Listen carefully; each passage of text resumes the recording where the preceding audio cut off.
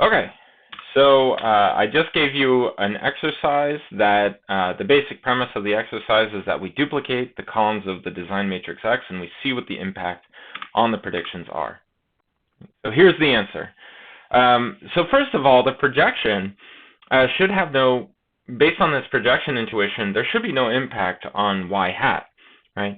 Because if y hat is a projection onto the column space of X, when we duplicate the columns, we just get these duplicate basis functions. And so the column space itself shouldn't change, and so the projection shouldn't change. So if I tell you that y hat is just a projection on onto the column space of X, then you know immediately that this isn't going to change. Okay, so let's let y tilde be our new design matrix, which are the horizontally stacked x's. Right? If we look at this x tilde transpose x tilde, then that's going to be a 2p by 2p matrix. And x transpose x is p by p. And we can construct it, this x tilde transpose x tilde, we can construct it just by thinking of each block as being x transpose x. Right? So it's this 2p by 2p matrix, which really is like a 2 by 2 copies of this x transpose x, which is p by p. Right? And this is not invertible, right? So this is singular, and you can see it just in the fact that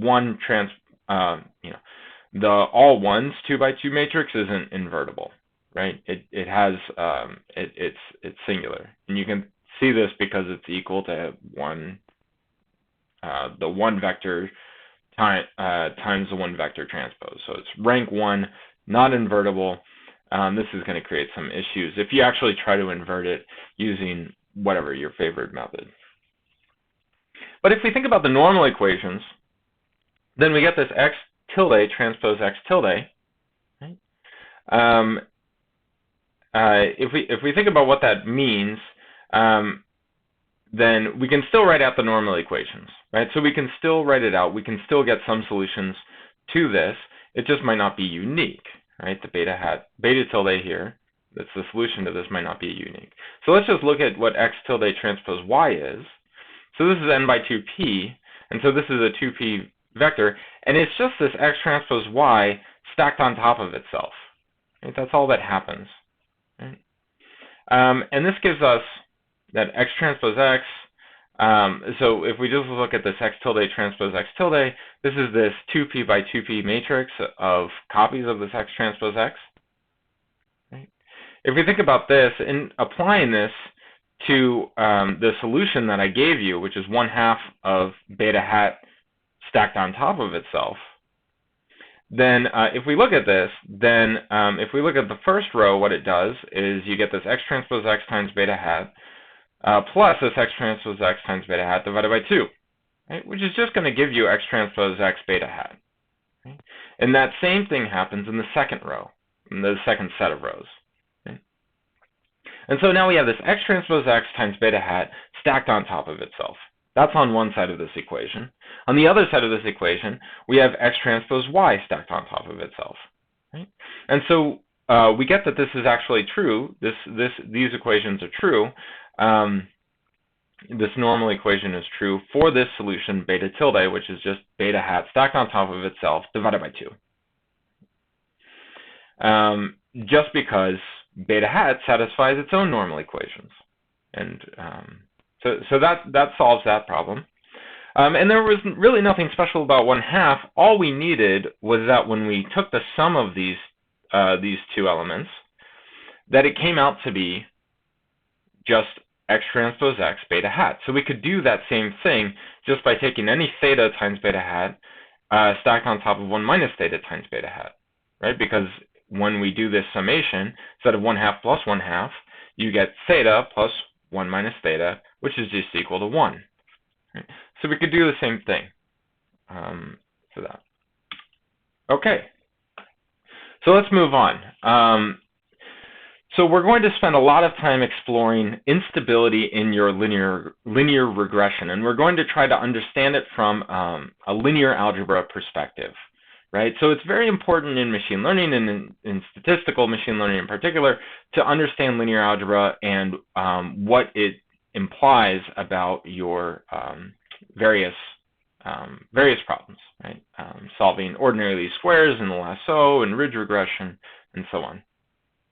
Okay. So successive orthogonalization is one of our avenues to understand this. So it's a method, successive orthogonalization is a method for solving ordinary least squares. And so it goes like this, and this is from you can see this in the Elements of Statistical Learning, page 54. So we're going to start with the first column of the design matrix, which we're just going to assume is the all ones vector, right?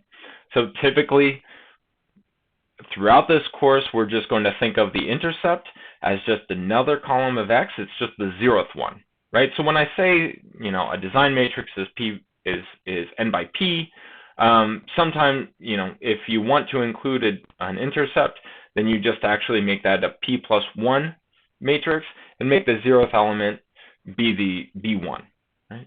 So we're going to start just with the intercept, which is x0, right? And then we're going to initialize this z to be equal to x0, right? And this is the all ones. This is going to be the all ones vector, right? So I said they're columns of the design matrix. From context, you know that this x naught is an n vector of all ones, right? And we're going to initialize z naught as the all ones vector, right? And now for each of the columns of the design matrix, we're just going to go through them one by one. And for each of them, what we're going to say is let's regress xj, so that next column, onto the previous z's. So these z's we're constructing successively, right? We start with the all one z, and then we're going to compute the following thing, which is this gamma hat JL, which is equal to ZL transpose XJ divided by ZL transpose ZL. Right? So the way you can think about this is that it's like an angle between ZL and XJ, but it's now normalized by just the 2 norm squared of ZL. Right? So what it says is, let's take this inner product of xj, the new column of x, and just compute how similar in terms of this measure of similarity it is to the previous z's, right? So if it's completely orthogonal to all the z's, this is 0, right? So if it's completely new, this gamma is 0 for all of the l's. Right? And then what we do is we just to get our next z, we take the sum of this gamma hat jk's times zk. We sum all of those. So this is some weighted sum of the previous z's, and we subtract that from xj, this new column that we've seen. Right? And that gives us our new zj. And now what this is going to do is give us a bunch of z's. Instead of x's, now we have a bunch of z's, right? And now we're going to regress y onto just the very last one to give beta hat p. Right? So this method just gives us beta hat p, right?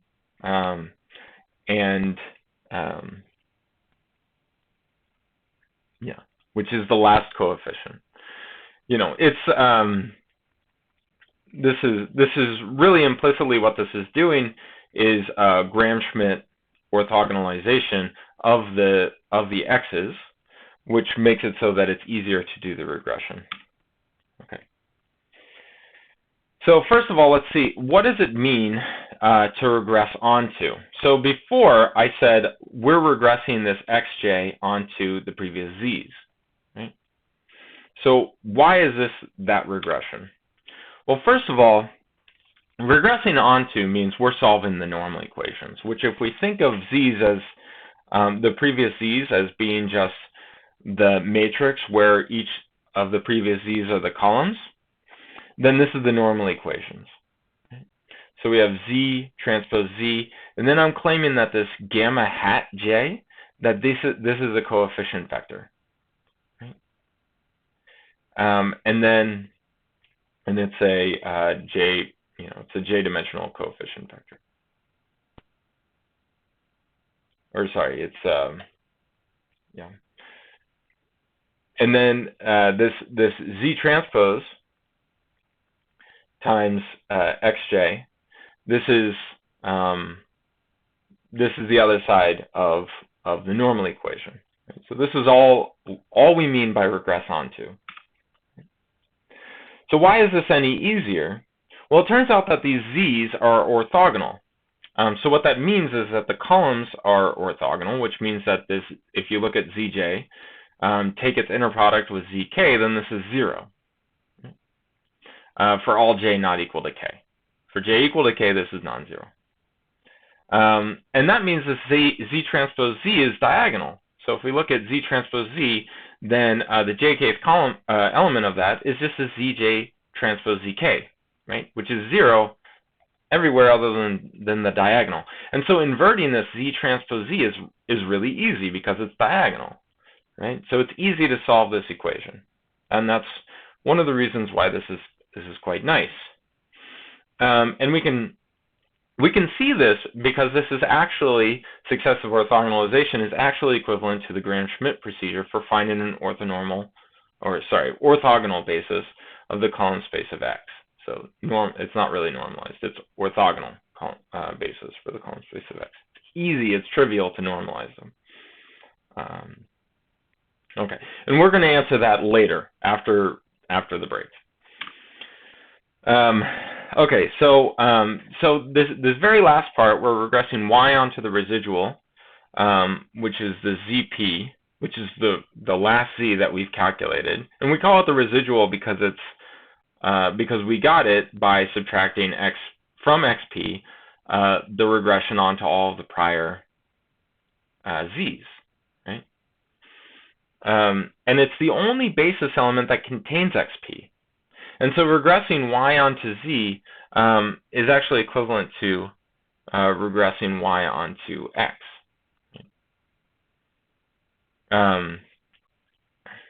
Okay. So how can we see this? Let's just write x as equal to z times gamma, where gamma is the upper triangular matrix of those gamma hats, right? So the gamma hat. So let's look at this. So we have that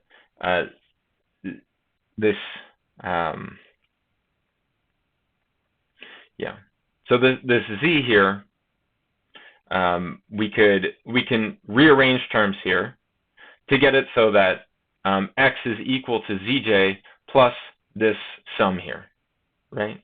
And so and this sum can be written out as a matrix operation, which is a z gamma, where gamma is the matrix. It's upper triangular because this is only defined for because gamma is only defined for L less than or equal to j.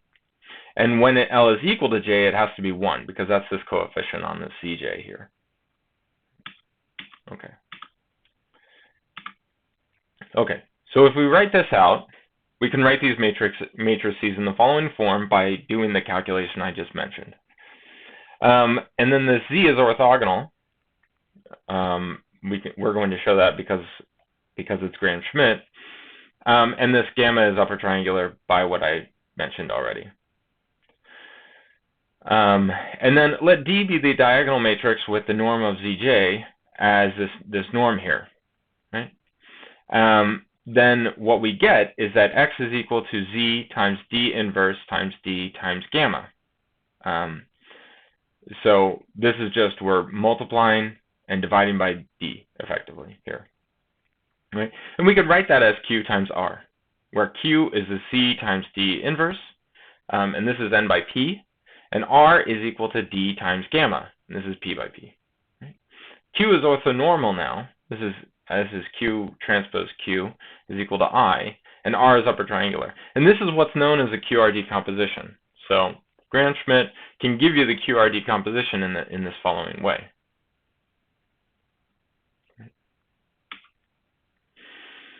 And throughout, when I say orthonormal for a rectangular matrix, I just mean that Q transpose Q is equal to I. And critically, that does not mean that Q transpose is always equal to I. Okay. So if we look at this normal equations, this gives us that X transpose X times beta hat is equal to X transpose Y. Right? That's just the normal equation for beta hat. But if we write this out, we can show that X transpose X is just equal to R transpose R, right? And that's because if we look at X, it's QR, X transpose X is R transpose Q times R, and Q transpose Q is the identity.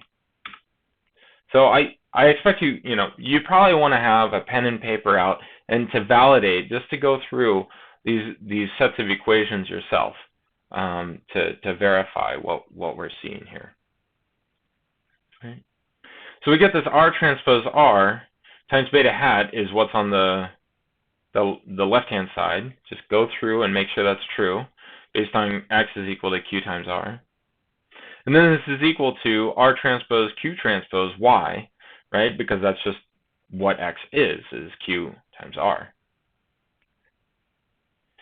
Okay, so why is this actually helpful? So we have this R transpose R times beta hat. We can calculate this, and we can calculate R transpose R, right? Or we can just leave it as it is at the moment. We have R transpose Q transpose Y, right? And we want the beta hat such that this is equal to this, right? So why would we be able to solve this equation easily, right? So first of all, we can actually drop this, well, we can focus on this R times beta hat component. And this is going to give us, because Y, we have Y, and so we can calculate what this right-hand side is. Right? And this gives us an equation where these R's are upper triangular matrices. And upper triangular matrices are really easy to invert in the following sense. For example, if we look at this here, which is a system, which is a 2 by 2, you have a 2 by 2 matrix, so it has two variables and two equations here. It's a 2 by 2 system. It's very easy to invert this, right? Because you could start, say, in the bottom row, which just gives us 3 times b is equal to 5. So we could solve for b there. And then we go up to the next row, and we have a plus 2b is equal to 4. Right? And because we already have b, now we can solve for a. Right, so upper triangular matrices are very easy to invert. It's very easy to write a computer program that can solve equations in these upper triangular matrices. Right? And so this successive orthogonalization actually makes this linear regression easier after this decomposition is made. So this is one way to solve ordinary least squares, is to do the QR decomposition through something like Gram-Schmidt. And then just rely on upper triangular matrix solvers. Okay, so that's one nice insight here, is actually how to solve ordinary least squares using the successive orthogonalization. Another thing is that this actually can give us insights into how stable this beta hat is. Okay, so let's look back at successive orthogonalization.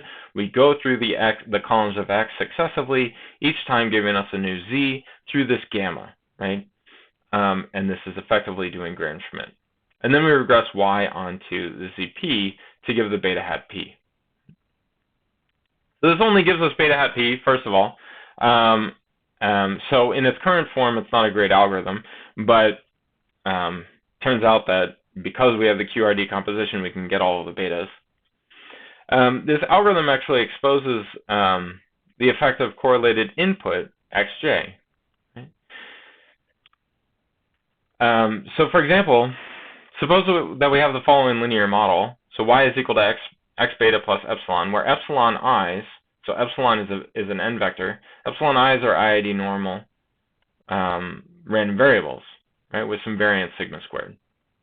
Common variance. So this is a heteroscedastic model, or sorry, homoscedastic model because the variance is the same for all i's. Then first we regress y onto the residual, z sub p, to give this beta hat p. So remember, that's the last step there. And what this means is that this beta hat p was equal to this. So this is our, before this was our gamma, but because the z's were orthogonal, this is actually going to give us our beta hat p. So that's what regressing means in the context of orthogonal design. This is beta hat p is equal to y transpose zp divided by zp transpose zp. Right? So down here you have the norm squared of zp. Now if this is small, then this is going to be very unstable, right? Because the norm of the zp is going to sort of appear in the numerator, but it's also going to appear squared in the denominator, right? And by what I mean by it appears in the numerator is the size of this zp vector. The modulus of the zp vector is its norm, right? Now, why would the norm here be very small, right? Why would the norm of zp be very small? Well, if we look at how we calculate zp, this is equal to zp or zj, any of the z's, are equal to xj minus all the previous z's. But these z's were formed from the previous x's, right? And so the basic idea is that we're regressing xj onto the previous x's. That's what this does, right? And so if it was highly correlated, then this actually is going to be a pretty good predictor of xj under extreme correlation. And this zj then is going to be very close to 0 if we can predict, well, xj given the previous x's, right? Because this is like the regression of xj onto the previous x's. So if xp is correlated with these previous ones, then we're going to get a small residual when it's regressed onto the previous x's, and then this beta hat p is going to become very unstable because you have this norm. And this norm, just to be clear, let's go back to the QR decomposition really quickly. Where does it appear there? Well, before, when I told you what Q and R were, we got it from this D, which is the diagonal matrix with these norms of ZJs appearing here, right? And so we see that we're inverting it right there. Right there, we invert the Ds. And so if they're very small, then these blow up. And that's what creates this instability. And we're going to see this in other diagonal matrices when we talk about the singular value decomposition and ordinary least squares. But this is sort of the intuition behind one of the intuitions behind why correlated design gives you instability in your beta hats. Okay. So this leads to our next exercise. Below is some code for generating a design matrix with correlated x variables and the response vector. So I'm just giving you a way of generating x variables and a response vector. Now, rho is this parameter in this code that's going to determine this correlation between the x variables, right? So if rho is equal to 1, that means they're perfectly correlated. And then, so I want you to use the code below to generate this true beta once. So we'll see this code in a second, which is a parameter of our simulation script. And then for a sequence of rows, which are getting closer to 1, so it starts at 0, and it increases, and it gets very close to 1. For each of these rows, I want you to run 100 trials. So each level of correlation, we're going to say run 100 trials, simulate from the linear model for each of these trials, fit ordinary least squares, and save just the first beta coefficient. Right? So this is the first one that's not an intercept. Right? We don't have intercepts here anyway. So for each row in the list, I want you to calculate the variance of beta 1. And I want you to plot this variance as a function of rho. Right? So for each row, you're going to get a variance of beta 1 because you've simulated 100 times for each ordinary least squares for each trial we've simulated, and for each row we've simulated. And then within those 100 trials for the given row, I want you to calculate the variance of beta 1. and plot this as a function of rho. So let's look at the helper code. So first of all, this is our simulation. So it takes an n and a p and a rho and a beta and a sigma. So sigma we're going to set to be just some constant. N and p, we'll see what those are set to be in the script in a second.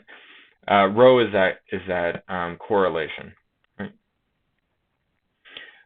So this is just some script that calculates correlated, gives you a correlated output or correlated x variables. Okay, so I'm going to set n equal to 100. Just keep these settings throughout your code. So n is 100, p is 2 in this case. Rho is going to change. So we'll start with it being 0.8. Okay? And then you have your betas. Just generate it once and don't change it. So just set it to be some random normal, 0, 1, p. Right? Then set sigma equal to 1 throughout. Right? So here's one simulation. We have rho is equal to 0.8, and we can generate an x and a y, and we can, for example, plot x0 against x1. Right? At 0.8, they're pretty highly correlated, the two x's here. So what I want you to do is, for each value of rho, that I gave you this list here. Where is it? Here's a list, a reasonable list of rows. For each of the rows, do this 100 times. Look at what calculate the ordinary least squares for each of those trials, and then look at what beta 1 is. So the first coefficient is, save that as a list of 100 entries, and then calculate its variance, and then do that for all the rows in the list, and get back to me.